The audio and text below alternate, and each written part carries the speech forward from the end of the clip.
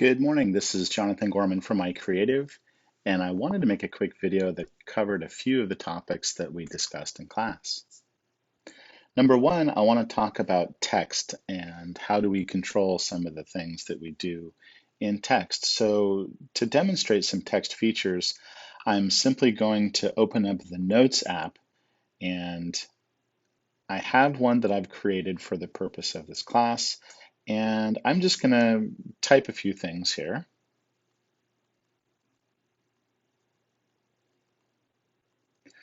But my other opportunity, of course, is to do some dictation.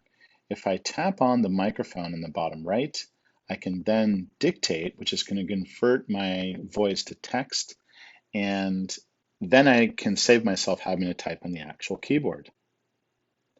Good morning, comma, just wanted to check in and say hi, period. Why don't you give me a call tomorrow, comma, and we will figure out a time to go get some pizza, exclamation point.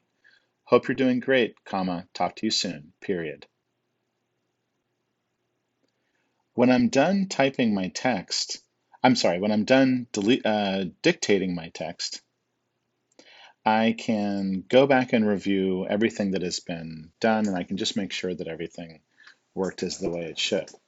I can also see that if I dictate the punctuation, it will automatically do what I had told it to do, and it'll, capitalize the next sentence after a period and all those sorts of things.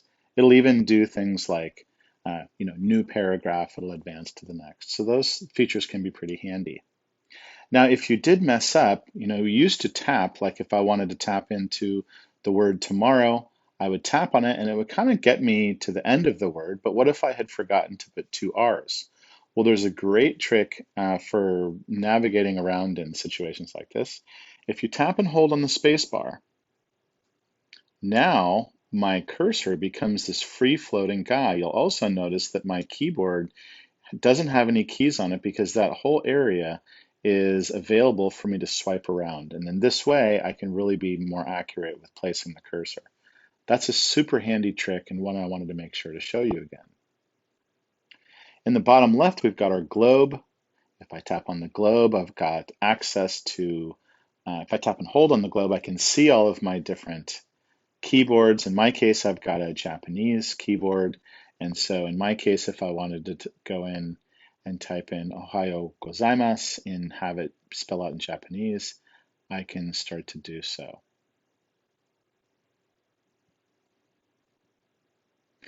If I then want to get back to English, I can tap and hold, and you can see that I can switch over to Bitmoji or emoji very easily there. If I let go, then it's going to switch over to emoji, and I can, insert anything that I want. And I'm going to just click right back on to English and get back to just typing as I normally would.